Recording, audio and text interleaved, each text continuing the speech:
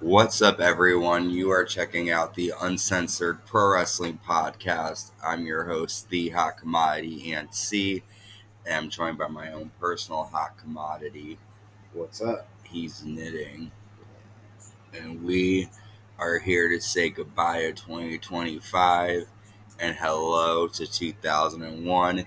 You are checking out the Attitude Years, and today we're covering WWF Raw is War from February 12th, 2001, live in East Rutherford, New Jersey. We're 2 weeks away from No Way Out, and with that in mind, Triple H and Stephanie McMahon Helmsley come out and they shit talk New Jersey, and Triple H goes on to question Stephanie about her dad choosing The Rock to represent him tonight.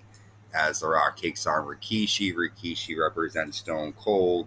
The winner of that match, their representative, gets to pick the stipulation for the Austin Triple H match. Triple H goes on to say that he hates The Rock just as much as he hates Stone Cold. And he says, people call me the cerebral assassin because I can outsmart Stone Cold Steve Austin. The stipulation I have is mind boggling. Rock, you gotta get the job done and don't do anything stupid. And then The Rock comes out and Rock says, you call me stupid. This coming from the man who made a vow to the biggest slut in the Western Hemisphere. And he's referring to Stephanie McMahon Helmsley clearly. He guarantees that he will win the WWF Championship at No Way Out. And he says he has stipulations for himself. Stipulation one, he tells Triple H to stop running his mouth, and The Rock will go backstage and get ready. Stipulation two is that the Triple H will keep running his mouth, and The Rock will take his shoe and stick it straight up Triple H's monkey ass.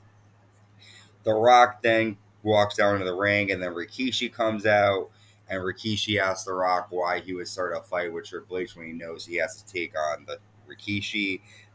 He says he's glad to represent Stone Cold Steve Austin because he knows I would never steer him the wrong way.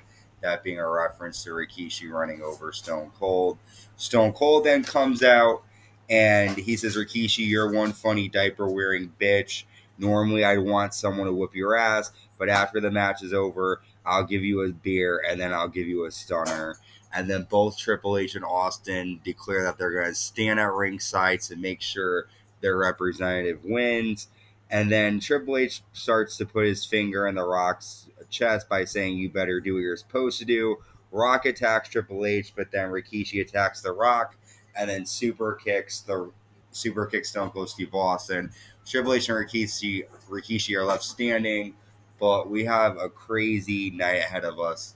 What do you think of Vince making this stipulation with these guys having their haters be their representatives? Um, well, first It's of in the all, interest of I don't fairness. think there in any world would the face ever win this because no matter what, you want the heel to pick the stipulation, so the face is gonna overcome. So I kind of figured that Triple H was gonna get the stipulation. That was my guess going into it.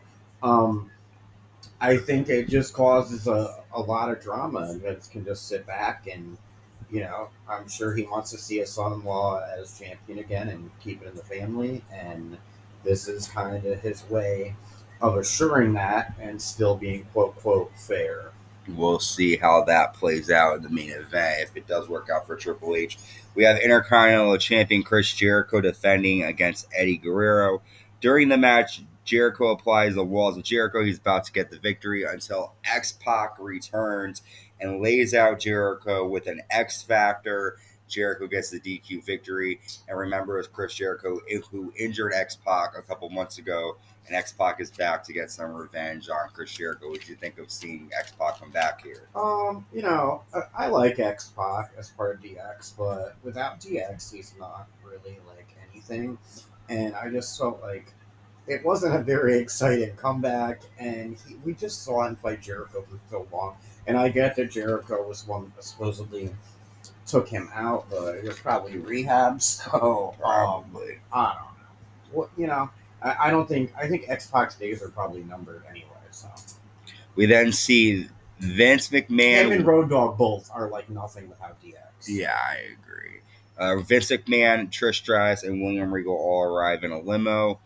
We then see Edge, Christian, and the WWF champion Kurt Angle. They mock Carson Daly backstage because Edge and Christian hosted Sunday Night Heat, and they said they could do better than a host as Carson Daly is for TRL.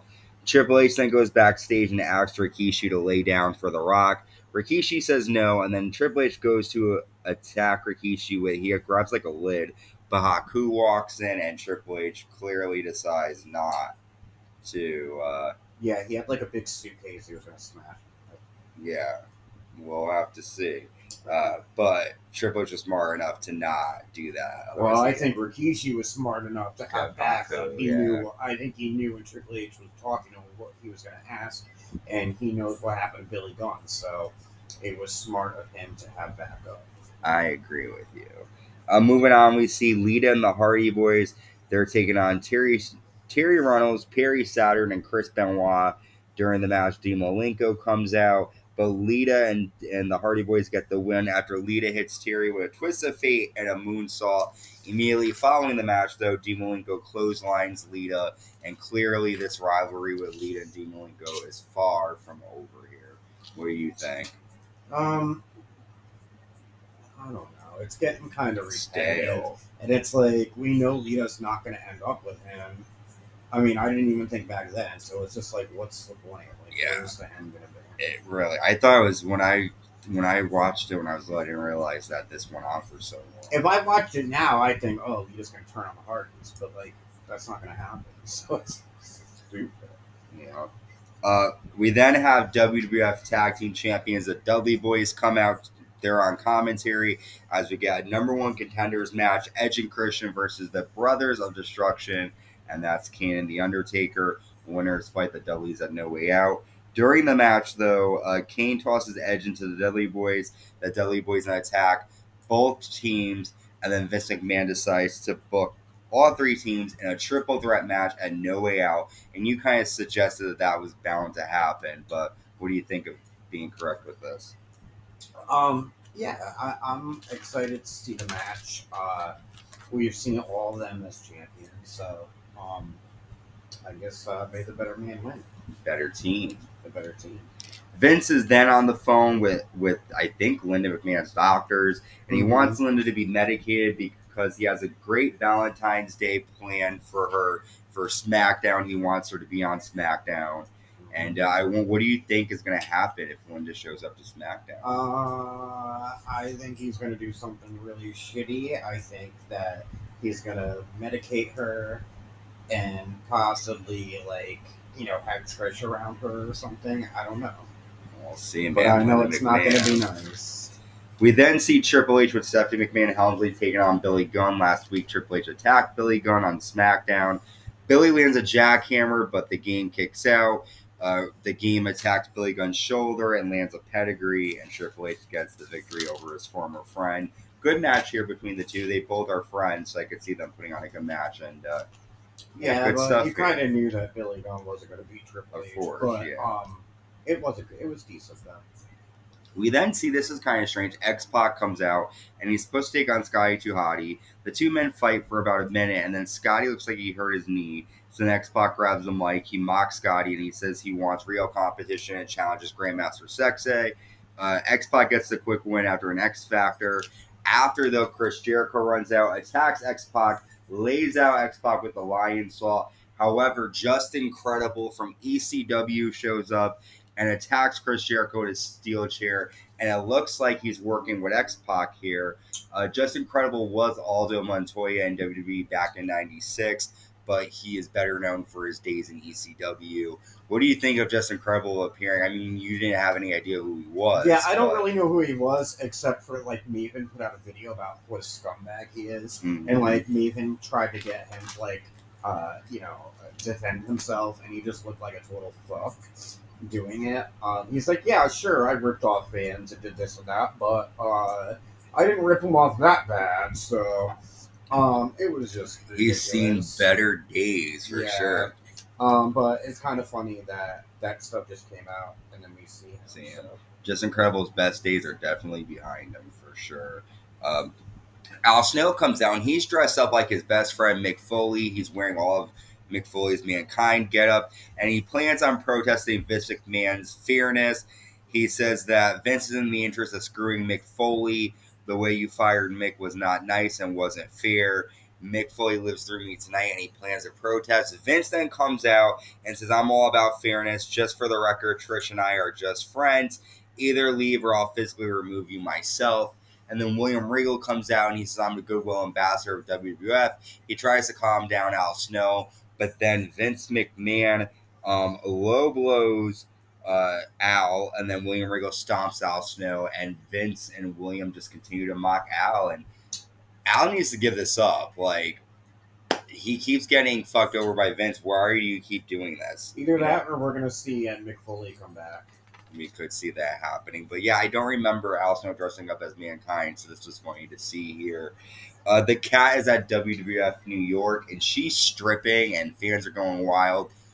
The only people who are upset by this are Right to Censor, and Steven Richards is watching intently, like backstage at the screen, and the different members show up and tell him that he needs to put a stop to this, and Richards agrees that it definitely needs to end. What do you think? What do you think Richards is going to do here? Well, he said that he would do it if he had to do it himself. So it kind of that he would. So it kind of leads you to believe that he's going to attack her or do something really bad to her. So let's see. Next up, we have Jerry Lawler might have to step in. WWF Hardcore Champion Raven and the WWF Champion Kurt Angle taking on the team of the Big Show and S.A. Rios. Angle hits an Olympic slam to S.A. Rios to get the win for the team, but afterwards, Big Show attacks Raven. Raven low blows the Big Show, and then the Ninja Woman comes out with a cart of weapons, and Angle and Raven attack Big Show until Big Show gets the advantage. Angle pushes Raven into a choke slam by Big Show, and Angle dodges the nasty giant. So Big Show's going to be very pissed about this. But Raven going after the Big Show, what do you think? I mean, it could lead to a rivalry, but really, who cares? It's like Raven and the Big Show. I don't see anything. I'm more interested to see who the fucking Ninja Lady is. Yeah, we still don't know who the Ninja Woman is. Yeah, I can't say that I would be very intrigued by a Raven and Big Show storyline, yeah. All right, our main event, Rikishi, who has Stone Cold Steve Austin in his corner, taking on The Rock, who has Triple H and Stephanie McMahon Helmsley in his corner. Throughout the match, both Austin and Triple H lay their representative on top of the other, but the end comes when Stephanie slaps Stone Cold on the floor. Rock lands a rock bottom to Rikishi, and The Rock wins, and Triple H will now get to pick the stipulation for his match with Stone Cold at No Way Out. After Triple H and Rikishi attack The Rock until Austin lays out Rikishi with his stunner and gets in the face of Triple H, and these two men cannot touch each other. What did you think? You said earlier you felt like Triple H was going to win because the bad guy needs to pick the stipulation. What do you think the stipulation is going to be, though? Because you said it's mind-boggling. And I don't know. I mean, technically, I think he could make it like a handicap match, but I don't think he's gonna. But probably like something to do with sledgehammers, and it's gonna be no hold barred and something crazy like that. Yeah, I mean, what can you possibly do? There's really nothing he could do to make it unfair except for making it a handicap match. I agree. Well, we've covered all of Raw's War. We've got 2 more SmackDowns, 1 more episode of Raw, and then we're on our way to No Way Out. Also, it was kind of said that the winner of that match is going to face whoever the winner of the title match is. They didn't announce that, but it's pretty much leads to that. We have to look forward to next week on SmackDown. Lynn McMahon showing up for a special Valentine's Day with Vince McMahon, and we're probably going to get the fallout of, not that you care, a Big Show and Raven. We're going to see a lot more stuff because No Way Out. We're on the road to WrestleMania 17, and it's going to get good. If you like what you're hearing, make sure you subscribe, hit that notification bell, leave a comment, let us know what you think, and also continue to subscribe. We're at 966. We want to get to 1,000. 96. What's that? Are we at 996? 996. Did I say 906? You said 966. 996. We want to get to 1,000. Tell 4 friends. And there's someone left a comment and said that they're not able to watch this overseas, so they're thankful that we're able to do this because they really can't see it. So that's weird. Well, they should be able to watch it there. well, I think I'm sorry, they're not overseas. They're in the States, and they can't really. Oh, because they can't pay like $60, right? Yeah, That's a I shame. get it. So thank you everyone for tuning in, and until next time, stay safe and stay uncensored.